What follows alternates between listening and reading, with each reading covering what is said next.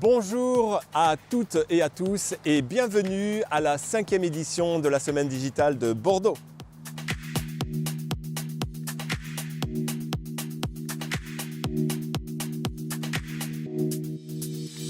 Cette semaine, Bordeaux Métropole met en valeur les acteurs du digital, qui permet à tous de découvrir les métiers, les innovations et les projets de ce domaine en pleine mutation.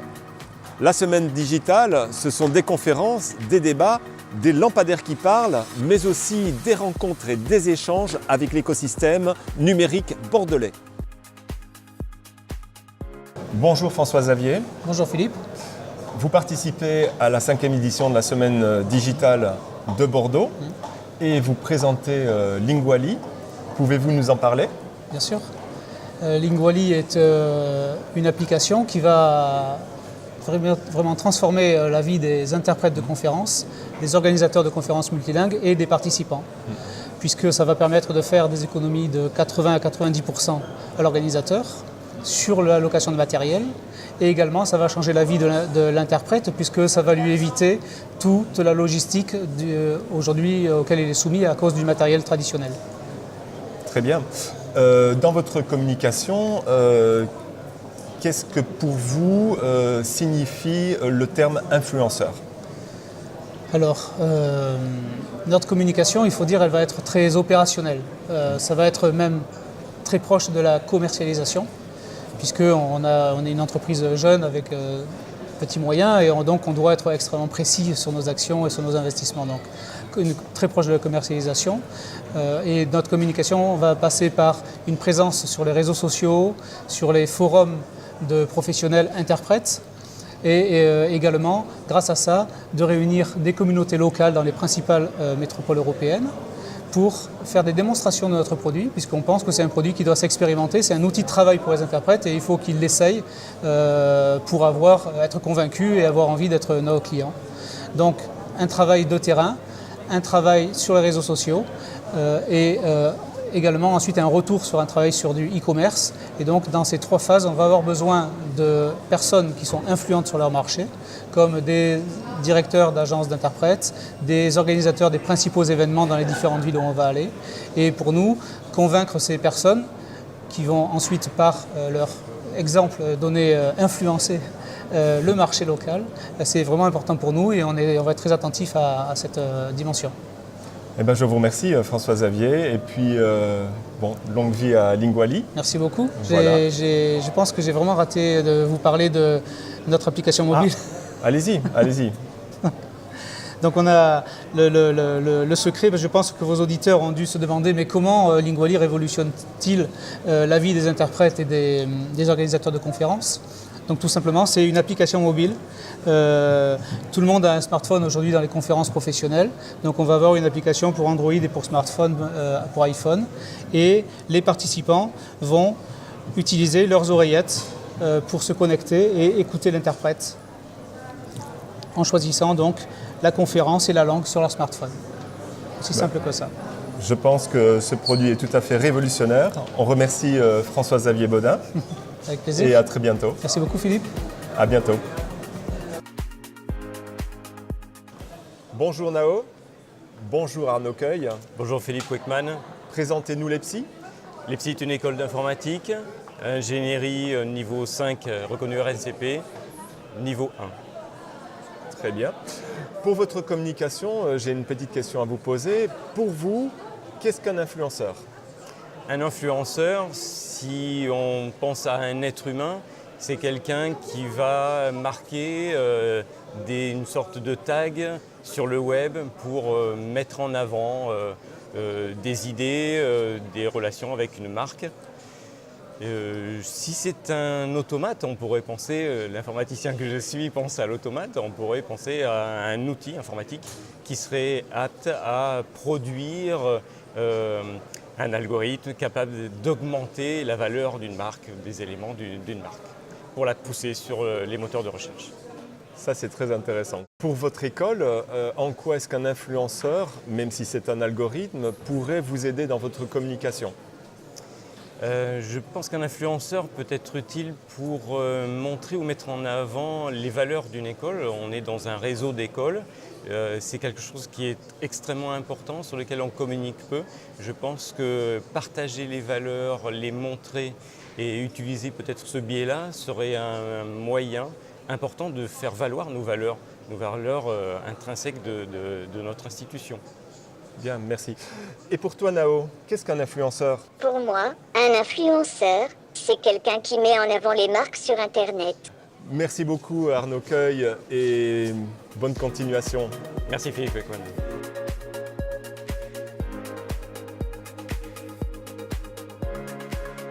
Bonjour, Nina Iso. Bonjour Philippe. Peux-tu nous présenter ton activité, ce que tu fais dans la vie? Je pense que tu as un blog. Oui, bien sûr. Donc j'ai un blog qui s'appelle Lost in Wine. Ça fait maintenant à peu près 6 ans que je le tiens. Et le but de ce blog, vraiment, c'est de désacraliser les milieux du vin à la jeune génération, mais à tous ceux qui aimeraient s'y intéresser, mais qui ne savent pas trop comment. Voilà. Très intéressant. Et Merci tu exerces beaucoup. aussi un autre métier? Exactement. Je suis aussi Project et Social Media Manager à Vinexpo, qui est un salon international des vins et spiritueux à Bordeaux, Hong Kong et Tokyo. Très Voilà. bien. Puis-je te poser une question? Avec plaisir. Donc en rapport avec ton métier. Pourquoi les marques doivent-elles inclure les influenceurs dans leur stratégie digitale? Je pense que c'est quelque chose de primordial d'inclure les influenceurs dans la stratégie digitale parce que de toute manière, l'union fait la force, on va dire ça comme ça. Et on n'arrivera jamais, que ce soit dans la vie réelle ou même sur le web, de réussir à faire passer un message seul et que passer un message à plusieurs et avec les influenceurs, des gens qui sont, on va dire, normaux aux yeux de tout le monde. C'est difficile à dire. Non? En tout cas, quand c'est quelqu'un qui nous ressemble et qui nous parle de quelque chose, on aura plus tendance à le croire que quand c'est la marque qui s'adresse directement à nous. D'où le fait que les influenceurs sont quand même des alliés assez intéressants et importants pour les marques.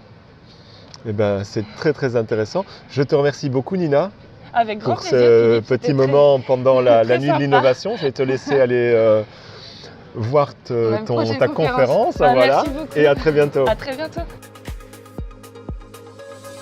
Bonsoir Thierry Arène. Bonsoir Philippe. Pouvez-vous m'expliquer la vocation de Factory Group?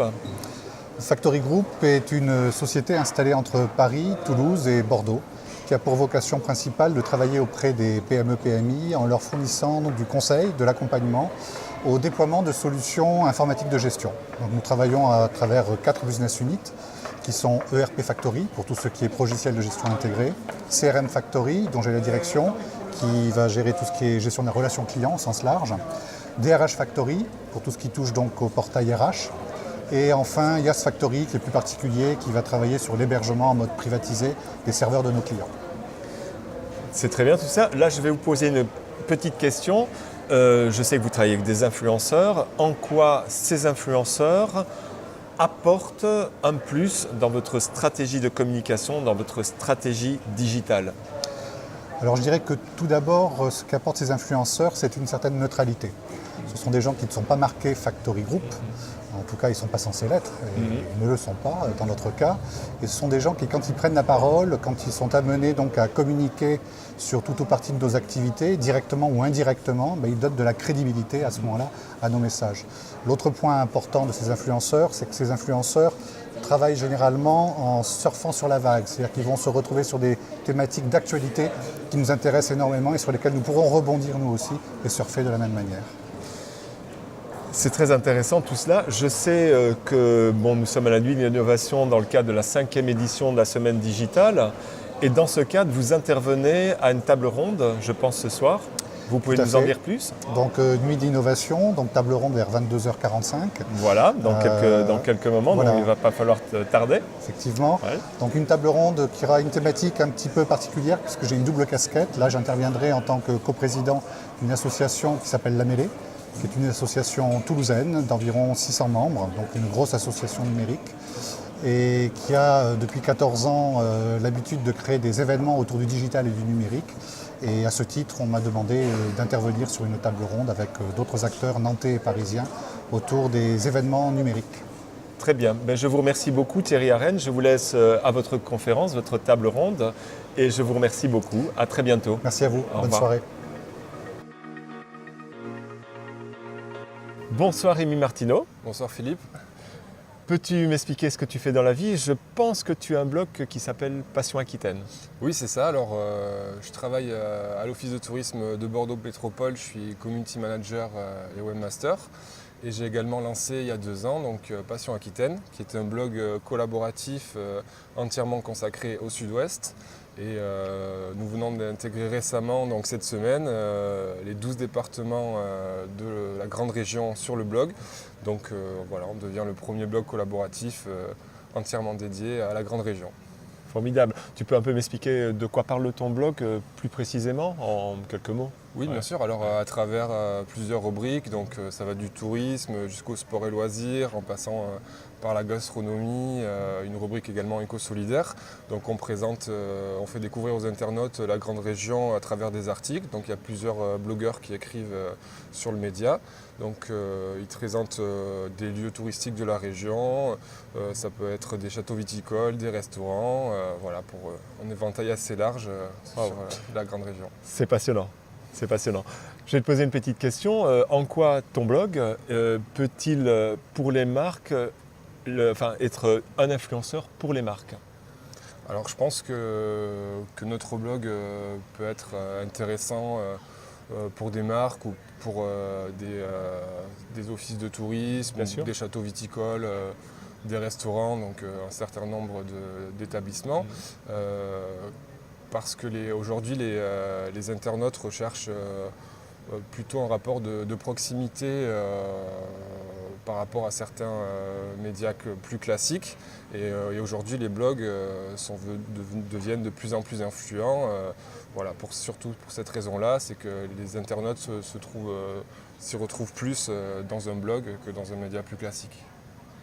Mais c'est une très bonne réponse. Merci beaucoup Rémi Martineau. Je te souhaite une bonne soirée à la Nuit de l'Innovation. C'est la 5e édition de la Semaine Digitale. Et puis à très bientôt. Merci. Bonsoir Lucie Légrand. Bonsoir Philippe. Pouvez-vous m'expliquer votre rôle dans Tiers-Lieux et le but de Tiers-Lieux? Alors donc moi je suis cofondatrice de la coopérative des Tiers-Lieux, qui est une coopérative qui vise à travailler autrement pour vivre mieux. Et donc on est un réseau d'espaces de travail partagés et collaboratifs. Très bien. Vous êtes influenceur dans Tiers-Lieux. Pouvez-vous m'expliquer le rôle d'un influenceur dans la marque, parce que c'est une marque Tiers-Lieux? Tout à fait. Donc en fait, les Tiers-Lieux sont très nouveaux sur le paysage et donc on a, nous, un vrai rôle d'information et de communication pour donner à voir ce qui se pratique dans ces espaces de travail partagés. Intéressant. Donnez-moi un peu un exemple de communication numérique qui intéresse, qui influence en fait pas vos auditeurs, mais vos lecteurs. Alors en fait, le plus gros travail, je crois, qu'on mène depuis 5 ans, c'est un gros travail de veille sur tous les aspects, sur toutes les nouvelles organisations du travail, et notamment via Facebook. Et donc on fait remonter tout un tas de données et d'exemples de collectifs qui s'organisent et qui créent leurs propres solutions sur les territoires. Et donc en fait on a aussi toute une veille prospective qu'on fait remonter sur ce fil. Et donc on a énormément de porteurs de projets qui nous suivent à travers ce réseau social. D'accord. Et vous créez des infographies? Oui, c'est ça. En fait, on documente tous les processus de création des lieux. Si on est sur des expérimentations, des projets pilotes, c'est pareil. On crée des storytelling, c'est un petit peu notre format livré, où du coup on raconte les histoires. On a des infographies aussi pour comment procéder à la création d'un tiers-lieu.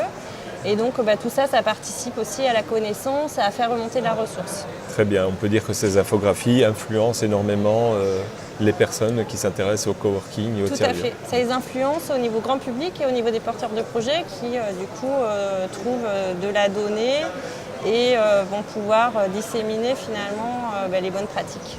Très bien, je vous remercie beaucoup Lucie. Merci Philippe. À très bientôt. Bonsoir Sophie Raoul. Bonsoir Philippe Beckmann. Pouvez-vous nous expliquer votre prochain événement le Link. Oui, oui, bien sûr. Donc j'organise pour la première fois à Libourne le Link Libourne Network, qui est un événement en fait autour du numérique et de l'innovation, et par lequel en fait on va montrer, rendre visible, valoriser tous les aspects liés à l'innovation sur le territoire du Libournais, que ce soit le tourisme, la pédagogie, le vin ou la création artistique. Très bien. Et donc c'est le 29 et le 30 avril à Libourne. Ah, et ça, il fallait le préciser, de cette année, bien entendu. Bien sûr. Donc c'est bientôt. Donc c'est très bientôt, c'est en entrée libre, vraiment c'est ouvert à tous les niveaux de sensibilisation avec le numérique, Voilà. ça j'y tiens. Et ce salon a beaucoup de succès, tous les stands sont déjà Les stands occupés. sont déjà occupés, on a des partenaires institutionnels qui nous ont suivis dès le début, donc le département de la Gironde, la CALI, la mairie de Libourne, la chambre du commerce. Et l'idée c'était vraiment de fédérer à la fois les institutionnels, les entreprises privées, les grosses boîtes, les petites start-up, les étudiants, les gens qui sont en recherche d'emploi, le grand public, les familles, vraiment tout le monde autour de ce fil conducteur donc, qui est le numérique et l'innovation. Très bien, souhaitons longue vie au Link. Merci beaucoup. Voilà, j'ai une question à vous poser, c'est en quoi les influenceurs pourraient amener un plus justement à la communication de votre événement? Alors, de mon événement, comme de tout événement ou tout produit ou prestation qui se lance, on a besoin de plus en plus d'influenceurs. On sait que la communication maintenant, ça marche beaucoup comme ça.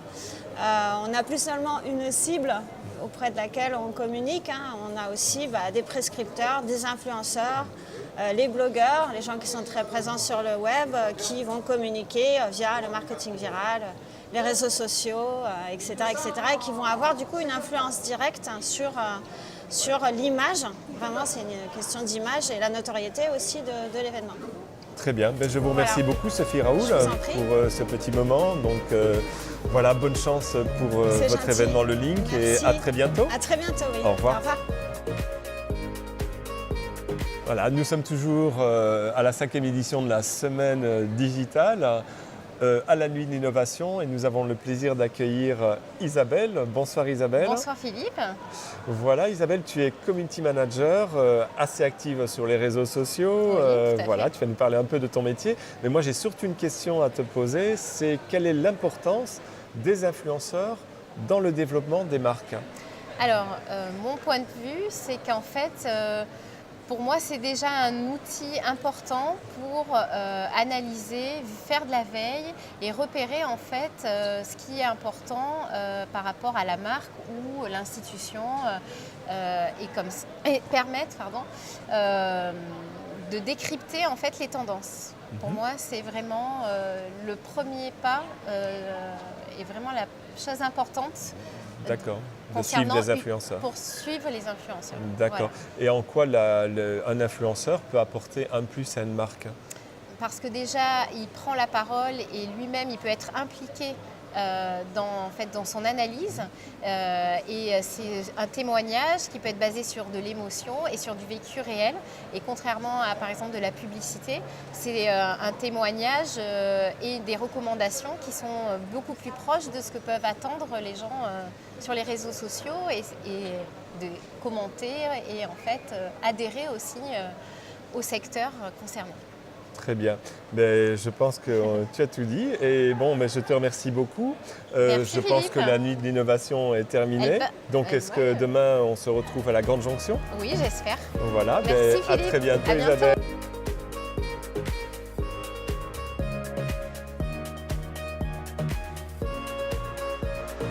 Bonsoir Zoé Chastain. Bonsoir Philippe. Peux-tu m'expliquer ce que tu fais dans la vie? Alors, je suis étudiante en 3e année à l'ISEG Marketing and Communication School. C'est une école spécialisée dans le marketing et la communication. Donc nous apprenons vraiment les bases de ces deux matières pendant 3 ans pour ensuite se spécialiser soit en marketing, soit en communication et parfois même en digital. Quelle est ton expérience dans le community management? Je pense que tu as travaillé pour une marque, pour une entreprise qui n'avait pas de communication digitale. Totalement, j'ai travaillé pour une entreprise qui n'avait aucun lien avec le digital. Donc du coup, je me suis occupée d'accroître leur présence sur les réseaux sociaux et aussi de leur créer un petit site web pour que vraiment ils aient une présence digitale complète. Très bien. Dans le cadre de ce travail, tu as dû avoir affaire à des influenceurs. Pour toi, est-ce que les influenceurs ont une grande importance dans la communication digitale, dans une stratégie digitale? Totalement, pour moi c'est vraiment l'essentiel pour une marque d'avoir des influenceurs dans la mesure où c'est eux qui contribuent à créer du contenu sur Internet pour accroître la réputation de la marque. Voilà. Très bien. Un grand merci Zoé pour ce témoignage. Merci Philippe, passez une bonne soirée. Merci et à très bientôt. À bientôt. Voilà. C'est un plaisir de vivre avec vous cette nuit de l'innovation dans le cadre de la 5e édition de la Semaine du Digital à Bordeaux. On se retrouve demain pour la Grande Jonction, l'événement de la French Tech Bordeaux qui met en relation l'économie classique avec l'écosystème numérique bordelais. Je vous dis donc à demain pour la Grande Jonction.